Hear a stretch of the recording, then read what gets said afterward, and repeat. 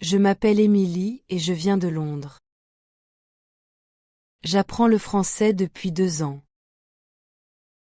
Au début, j'aimais beaucoup cette langue. Elle sonnait douce et élégante. Mais quand j'écoutais les Français parler entre eux, tout allait incroyablement vite. Je ne pouvais pas suivre. Je regardais leurs lèvres, je reconnaissais quelques mots, puis tout se perdait. J'avais l'impression d'entendre une rivière sans fin de son. Je me disais que je n'arriverais jamais à comprendre. Et j'avais raison sur un point, le français est vraiment une langue rapide. D'après plusieurs études, c'est même la 2e langue la plus rapide du monde, juste après le japonais. Au début, cette idée me décourageait un peu. Je me disais, comment vais-je suivre une langue qui va presque aussi vite que le japonais? Mais j'ai aussi compris que la vitesse ne veut pas dire impossibilité. Le cerveau humain peut s'adapter. Il peut apprendre à reconnaître les sons, à repérer les rythmes, à anticiper les mots. Alors, j'ai décidé d'étudier pourquoi le français est si rapide et comment on peut mieux le comprendre. C'est ce que je vais expliquer ici. La première impression. Quand on écoute le français pour la première fois, on sent tout de suite cette vitesse. Ce n'est pas une illusion. Les Français articulent beaucoup de syllabes par seconde. Leur langue est naturellement fluide et continue. Pourtant, ce n'est pas seulement une question de vitesse mécanique. C'est aussi une question de rythme. Les mots s'enchaînent sans pause, les syllabes se lient, et les sons glissent les uns dans les autres. Moi aussi, au début, j'étais complètement perdue.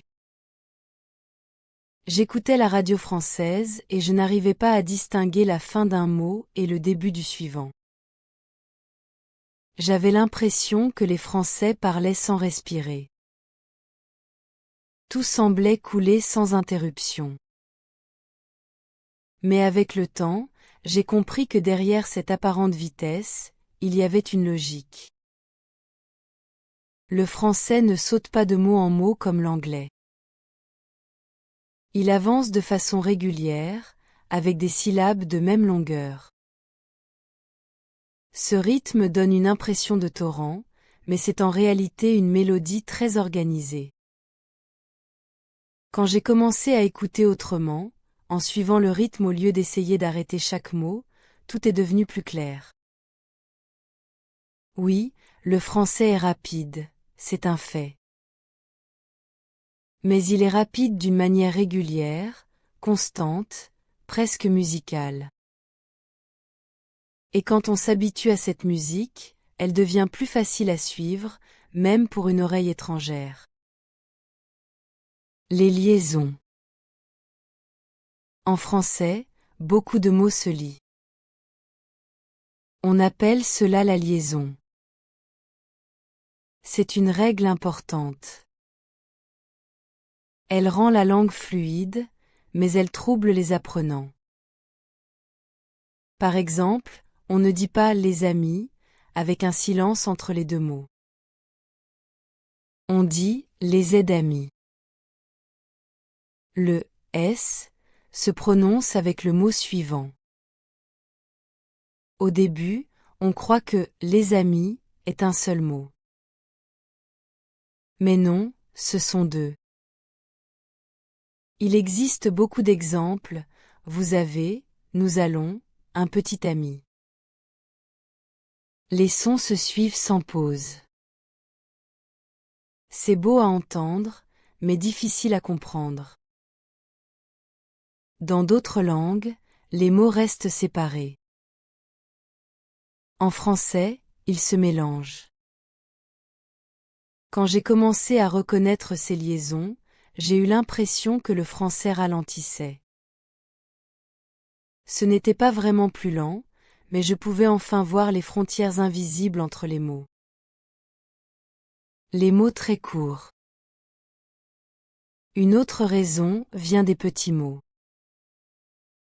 Le français en utilise énormément, beaucoup plus que ce que je pensais au début. Ils sont minuscules, souvent d'une ou deux syllabes seulement, je, tu, le, la, me, te, ce, en, i. Ils paraissent simples, mais ils changent tout dans une phrase. Quand on parle vite, ces petits mots se collent aux autres.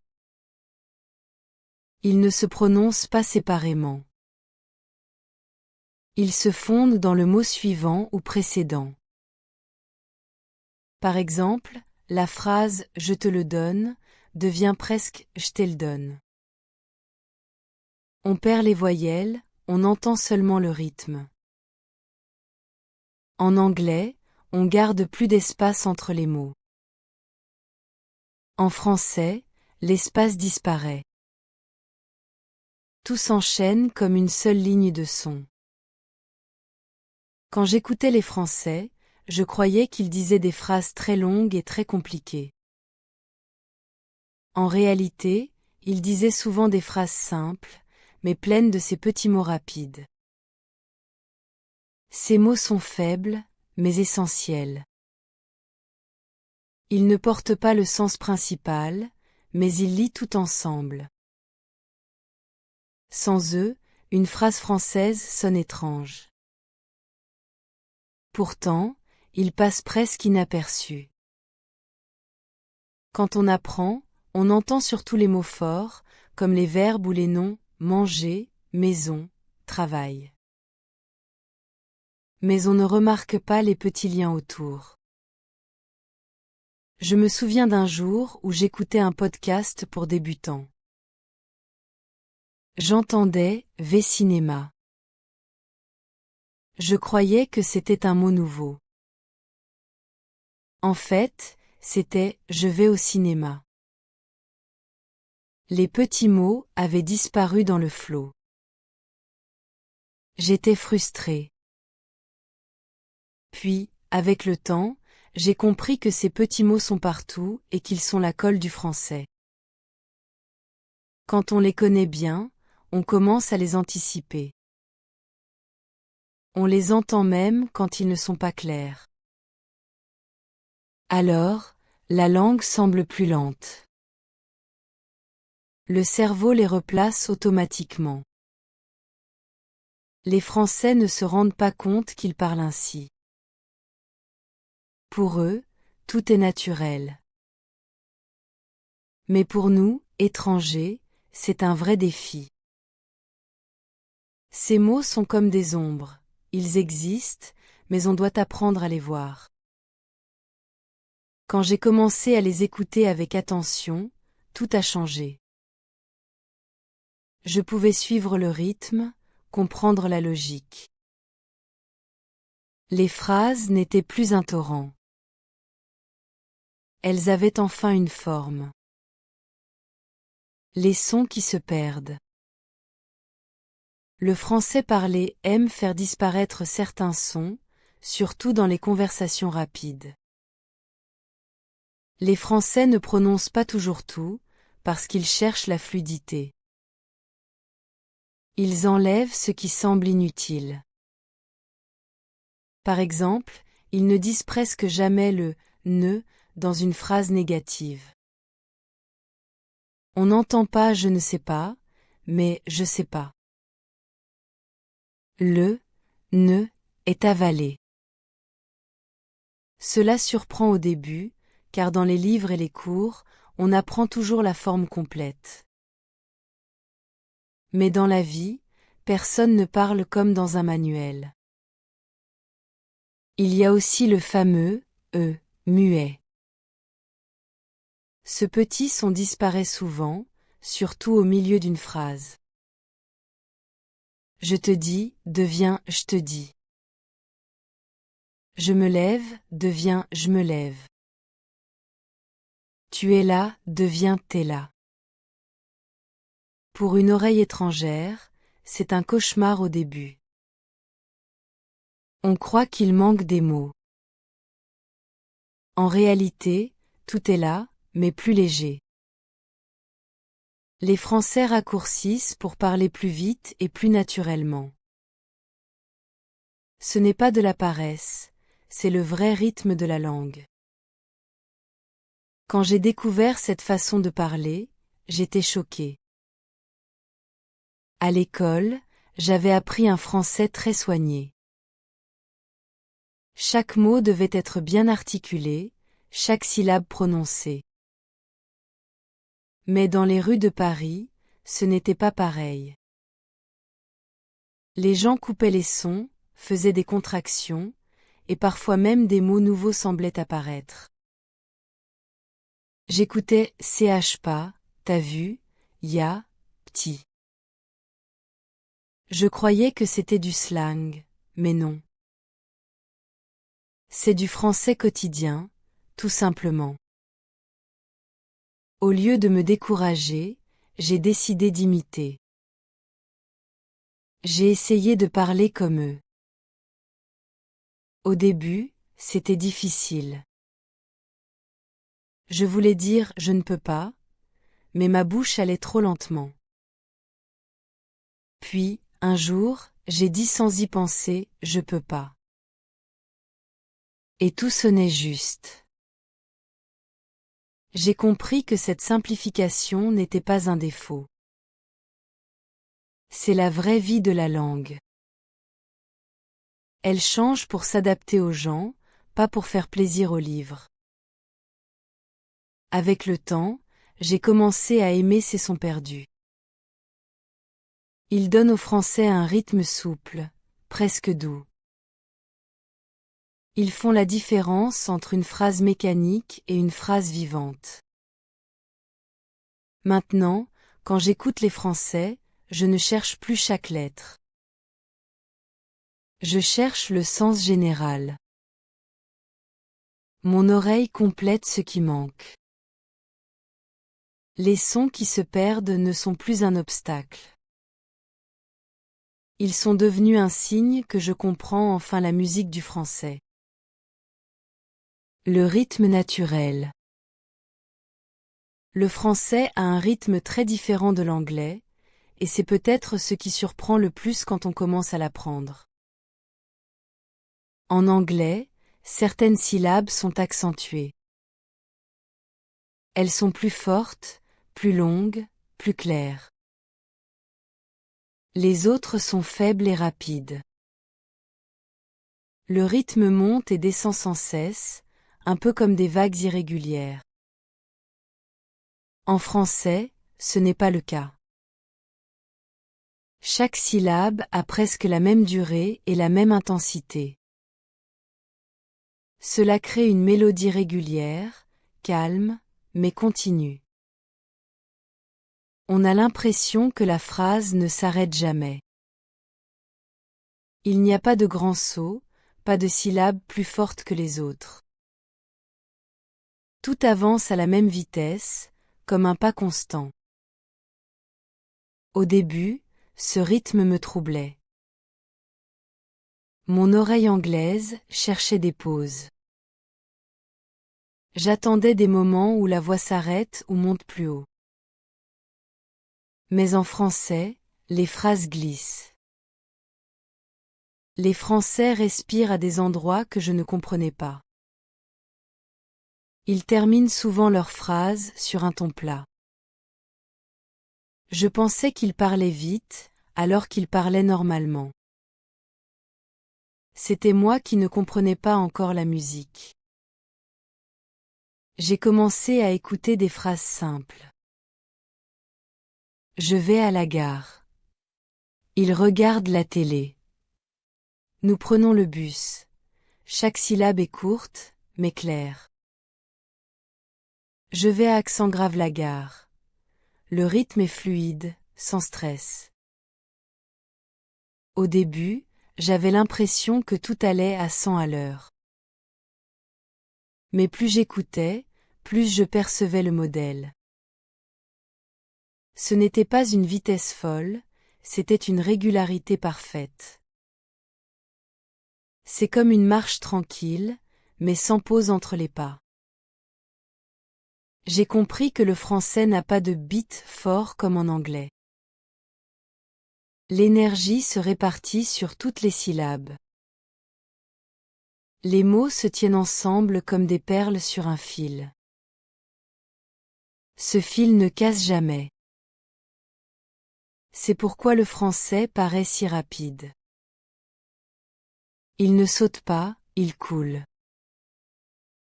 Et quand j'ai accepté ce rythme, j'ai commencé à comprendre plus facilement. Mon oreille s'est ajustée. Je pouvais suivre la phrase entière, sans perdre le fil. Le secret n'était pas de ralentir le français, mais de m'habituer à son mouvement. Maintenant, j'aime ce rythme. Il me semble doux, stable, harmonieux. Je l'entends dans les chansons, dans les films, dans les conversations de rue. Le français ne crie pas, il avance calmement. Il ne court pas, il glisse. C'est une autre logique sonore. Une fois qu'on l'entend, on ne trouve plus la langue rapide. On la trouve fluide, comme une mélodie sans coupure. Les phrases orales différentes des livres. Quand on apprend à l'école, on découvre un français bien poli. Les phrases sont complètes, les mots bien rangés, les négations parfaites. On lit « je ne sais pas »,« je ne peux pas »,« je ne veux pas ». C'est clair, c'est propre, c'est grammaticalement parfait. Mais ensuite, on écoute les gens dans la rue, et tout change. On entend « je sais pas »,« je peux pas »,« je veux pas ». Le « ne » disparaît, les sons s'enchaînent plus vite. Tout semble compressé. Au début, j'avais l'impression qu'il parlait une autre langue. J'attendais le « ne », mais il ne venait jamais. C'est à ce moment que j'ai compris une chose essentielle. Le français de la vie n'est pas le français des manuels. Les livres sont là pour apprendre la structure, la logique, la grammaire. La vraie langue, celle qu'on parle, cherche l'efficacité. Elle va droit au but. Les Français suppriment les petits mots qui ralentissent. Ils gardent le sens, mais pas la forme complète. Ce n'est pas de la paresse, c'est de la fluidité. J'ai commencé à regarder des vidéos de conversations réelles, pas des dialogues scolaires. Au début, c'était difficile.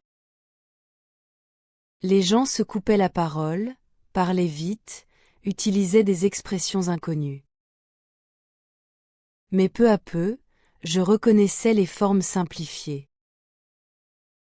J'entendais « t'as vu » au lieu de « tu as vu », « je sais pas » au lieu de « je ne sais pas ».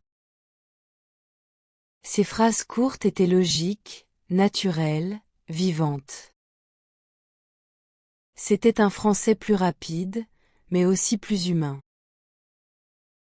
Ce français parlé est un peu comme une version pratique de la langue. Il conserve les idées essentielles, mais allège la prononciation. Et quand on le comprend, tout devient plus clair. On n'est plus surpris. Les sons perdus, les contractions et les abréviations cessent d'être un obstacle. Ils deviennent des indices. On devine les mots même s'ils ne sont pas tous prononcés. Aujourd'hui, quand j'entends un Français dire « je sais pas », je ne panique plus. Je sais exactement ce qu'il dit. Je comprends le rythme, la coupure, la fluidité. J'ai appris que les phrases du livre sont comme des modèles, mais pas des règles rigides. Le français réel bouge, vit, change chaque jour. Il faut apprendre les deux, celui du manuel pour écrire correctement, et celui de la rue pour comprendre les gens. Quand on maîtrise les deux, on voit que la langue n'est pas plus rapide. Elle est simplement plus libre. Les groupes de sens. En français, les gens ne séparent pas les mots un par un. Ils ne disent pas chaque mot comme une petite pierre indépendante. Ils les regroupent par sens. On appelle cela des groupes de sens. Chaque groupe représente une idée complète, un petit bloc de signification. Par exemple, au lieu de dire lentement « je vais à la poste », un Français dira « je vais à la poste » presque sans pause. Les mots se collent naturellement, comme s'ils formaient un seul mot. On respire seulement à la fin du groupe, jamais entre les mots qui appartiennent ensemble. Quand j'ai découvert cela, j'ai compris pourquoi j'étais toujours perdu. J'attendais des pauses entre les mots, comme en anglais. Mais les Français respirent ailleurs. Ils parlent par paquets d'idées. Par exemple, je vais à la poste est un groupe. Pour envoyer une lettre, en est un autre. Ils vont l'un après l'autre, sans coupure entre les mots.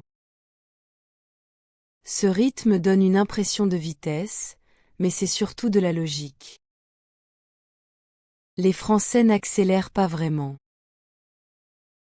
Ils organisent leur souffle différemment. Au début, j'essayais d'entendre chaque mot séparément. C'était impossible. Je perdais le sens dès la deuxième phrase. Je me fatiguais vite, car mon cerveau voulait découper au mauvais endroit. Puis j'ai décidé de changer ma méthode. J'ai commencé à écouter des dialogues très courts. Je me concentrais sur le sens global, pas sur chaque mot. J'écoutais des phrases comme « tu vas où ?» ou « je sais pas encore ». Je me forçais à entendre le bloc entier. Après plusieurs jours, mon oreille a commencé à reconnaître les groupes sans effort. J'ai aussi répété à voix haute. Je lisais les sous-titres et je les disais comme les locuteurs, d'un seul souffle. Je découvrais que ma bouche devait suivre le même rythme. Ce n'était pas facile, car en anglais, on coupe plus souvent. En français, on continue. Petit à petit, j'ai senti le mouvement naturel des phrases. Les pauses arrivaient toujours aux bons endroits, après une idée complète. Un jour, j'ai écouté une interview à la radio. Je me suis rendu compte que je pouvais suivre sans tout traduire. Je ne comprenais pas chaque mot, mais je comprenais chaque idée. J'avais trouvé le rythme des groupes. C'était comme marcher au même pas que quelqu'un. Le français n'était plus une suite rapide de sons, mais une suite claire de blocs. Aujourd'hui, quand j'écoute, je ne cherche plus les mots un par un. Je cherche les unités de sens. C'est beaucoup plus agréable. Le français me paraît plus lent, plus organisé, presque respirant. Ce n'est pas une langue qui court, c'est une langue qui danse par groupe. L'oreille qui apprend. Au début, notre oreille n'est pas prête pour cette danse. Elle cherche des sons familiers, des repères connus. Elle veut reconnaître quelque chose, mais elle n'y arrive pas. Alors elle se fatigue très vite. On croit que le français va trop vite, mais c'est notre oreille qui n'a pas encore appris à écouter autrement. Elle est lente, pas parce qu'on est mauvais, mais parce qu'elle n'est pas entraînée. J'ai ressenti cela les premiers mois. Chaque fois que j'écoutais un dialogue, je devais m'arrêter. Mon cerveau chauffait. J'avais besoin de pause, de traduction, de sous-titres. Je pensais que je n'y arriverais jamais. Puis j'ai lu un conseil simple, écouter un peu chaque jour, même 5 minutes. J'ai essayé. Au début, rien ne changeait. Mais après quelques semaines, j'ai remarqué quelque chose d'étrange. Les sons me semblaient moins confus. Les mots revenaient. J'en reconnaissais certains automatiquement.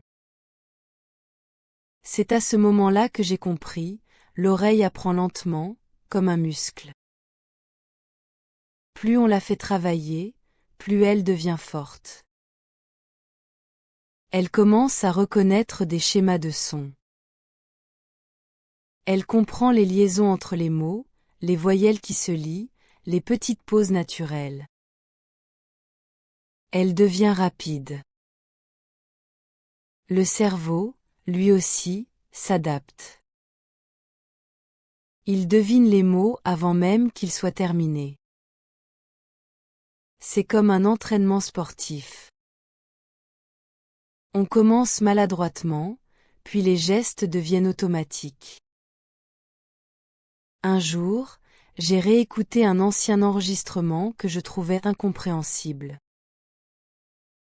À ma surprise, je comprenais presque tout. Le texte n'avait pas changé, la vitesse non plus.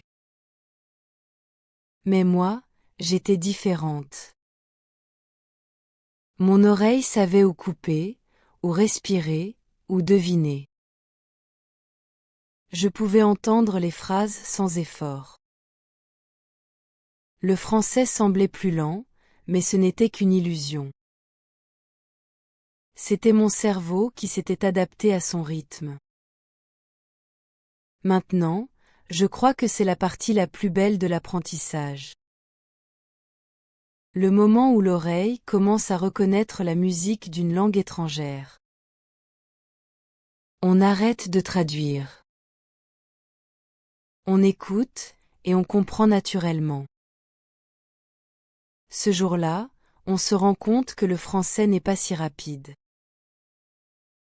Il est juste bien réglé, comme une horloge fluide. Et notre oreille, avec du temps et de la patience, apprend à suivre son mouvement sans se perdre. Les astuces pour mieux comprendre. Avec le temps, j'ai découvert plusieurs astuces simples mais très efficaces pour mieux comprendre le français parlé. La première, c'est d'écouter un peu chaque jour. Même 10 minutes suffisent. Ce n'est pas la durée qui compte, mais la régularité. Le cerveau apprend mieux avec un contact quotidien. Quand on écoute souvent, même sans tout comprendre, l'oreille s'habitue au rythme, au son, aux accents. C'est comme arroser une plante. Un peu chaque jour donne plus de résultats qu'une grande quantité d'eau une seule fois. J'ai aussi appris à bien choisir ce que j'écoute. Il vaut mieux commencer avec des vidéos ou des podcasts pour débutants. Les voix y sont plus lentes et plus claires. Les phrases sont simples, les mots répétés plusieurs fois. Cela permet de reconnaître les sons sans se sentir perdu. J'aimais regarder des vidéos avec sous-titres. Je pouvais suivre le texte tout en écoutant. Je voyais comment les mots écrits se transforment quand on les dit à l'oral. Parfois, je mettais la vidéo en pause pour répéter la phrase moi-même. Cette répétition m'a beaucoup aidé. Répéter est une astuce puissante. Au début, on se sent un peu ridicule, surtout quand on parle seul. Mais c'est très utile. En répétant, on découvre le vrai rythme du français. On apprend à lier les sons comme les natifs. On sent la respiration, la mélodie, la vitesse naturelle. C'est un entraînement à la fois pour l'oreille et pour la bouche. Quand je répétais, je remarquais que je comprenais mieux ensuite les mêmes phrases dans d'autres vidéos. Mon oreille reconnaissait les sons que ma bouche avait déjà produits. Une autre méthode que j'aime beaucoup, c'est chanter. Les chansons françaises sont un trésor pour les apprenants.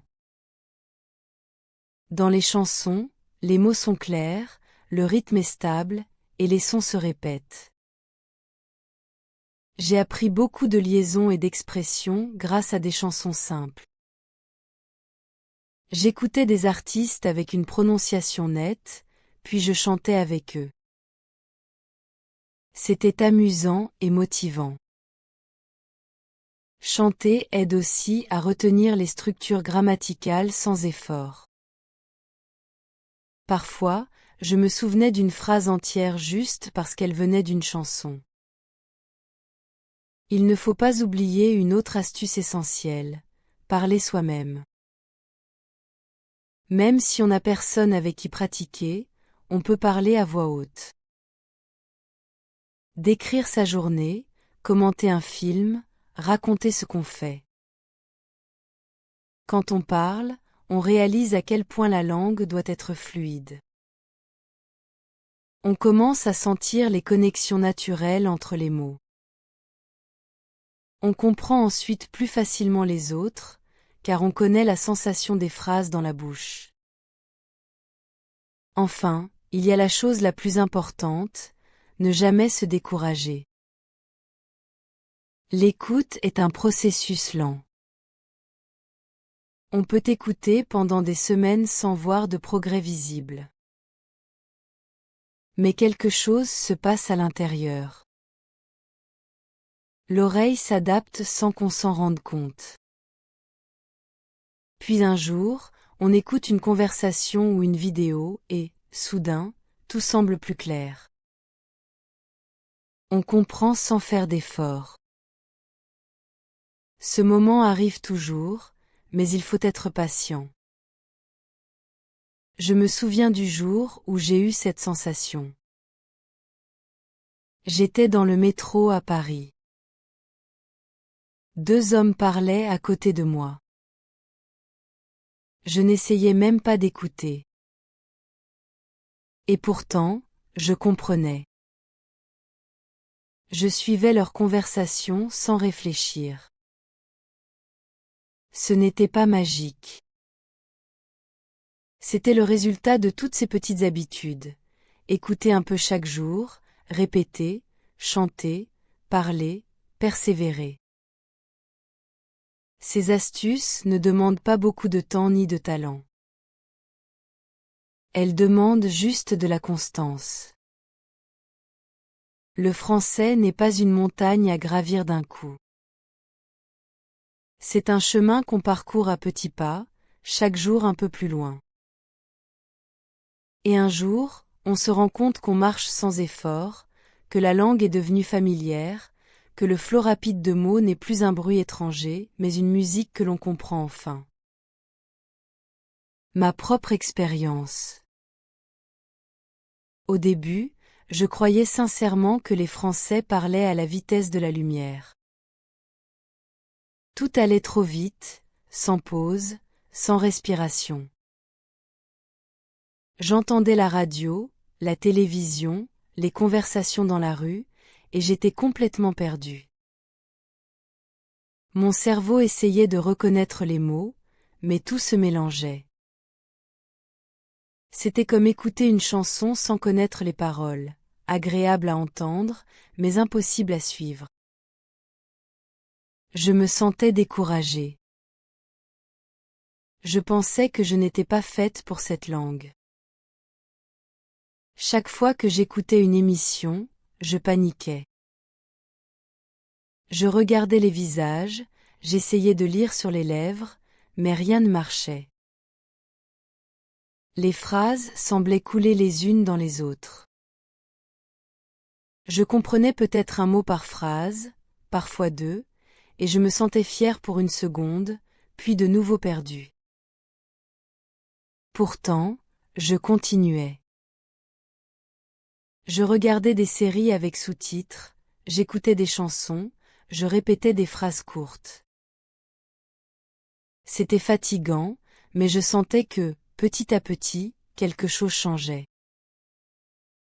Après quelques mois, j'ai remarqué une petite victoire. Je pouvais enfin reconnaître des expressions simples. Ça va? Je sais pas, c'est vrai, tu vois.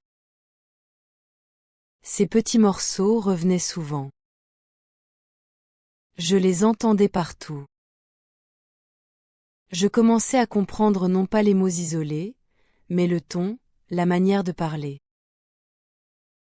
J'avais encore du mal à suivre une phrase entière, mais mon oreille s'ouvrait. Je me rendais compte que je pouvais parfois deviner le sens sans tout comprendre. Et cette sensation m'a donné confiance. Je me souviens d'un moment précis. C'était à Paris, un matin d'hiver. Je m'étais arrêtée dans un café près de la station Saint-Lazare. Le café sentait le croissant chaud et le café noir. À côté de moi, deux femmes discutaient. Je n'essayais pas de les écouter, j'étais fatiguée. Mais soudain, sans effort, les mots prenaient un sens. Elles parlaient de leur travail, de leurs enfants, du froid. Et je comprenais presque tout. Pas chaque mot, mais l'ensemble. Je suivais leur conversation comme si je faisais partie de la scène. C'était la première fois que je comprenais sans traduire. Mon cerveau ne passait plus par l'anglais. Il suivait directement en français. Les phrases entraient et le sens arrivait tout seul. J'étais surprise, émue même. Ce n'était pas un miracle. C'était le résultat de toutes les heures d'écoute, des répétitions, des frustrations, des petits progrès invisibles. Le son du français n'avait pas changé, mais mon cerveau, lui, avait évolué. J'avais appris à entendre, pas seulement à écouter. Ce jour-là, j'ai compris que la vitesse du français n'était plus un mur. Elle faisait partie du charme de la langue. J'avais appris à reconnaître son rythme, ses pauses, ses respirations. Je n'étais plus en lutte avec le flot de sons. J'étais portée par lui. C'était une sensation nouvelle, comme si j'étais enfin entrée dans le monde des vrais locuteurs. Depuis ce moment, je ne vois plus le français comme une montagne impossible à gravir. Je le vois comme un fleuve. Il faut apprendre à nager avec le courant, pas contre lui. Quand on arrête de se battre contre la vitesse, tout devient plus doux. Je sais maintenant que la clé, c'est la patience. On ne comprend pas tout de suite, mais chaque jour, l'oreille s'adapte un peu plus. Aujourd'hui, quand j'entends une conversation rapide, je souris. Je me souviens de mes débuts, de mon désespoir devant la télé, de mes essais maladroits. Et je me rends compte du chemin parcouru. Le français n'a jamais ralenti. C'est moi qui ai appris à l'écouter autrement. Et cette transformation, discrète mais profonde, restera pour moi une de mes plus grandes victoires. La conclusion. Aujourd'hui, quand quelqu'un me dit que le français parlé va trop vite, je souris. Je comprends ce sentiment. Moi aussi, j'ai eu peur de ce torrent de sons. Mais je sais maintenant que ce n'est pas la vitesse réelle qui pose problème. C'est l'oreille, les liaisons, les sons cachés et les petits mots rapides. Le français est une langue fluide, continue, vivante. Elle a son rythme, son souffle, sa logique. Quand on écoute souvent, on découvre ce rythme et on commence à le sentir. Il ne faut pas chercher à tout comprendre tout de suite. Il faut écouter, encore et encore. Petit à petit, la vitesse devient normale. Un jour, on entend une phrase, puis deux, puis toute une conversation. Et on se rend compte que le français n'était pas trop rapide. C'était nous qui étions trop nouveaux.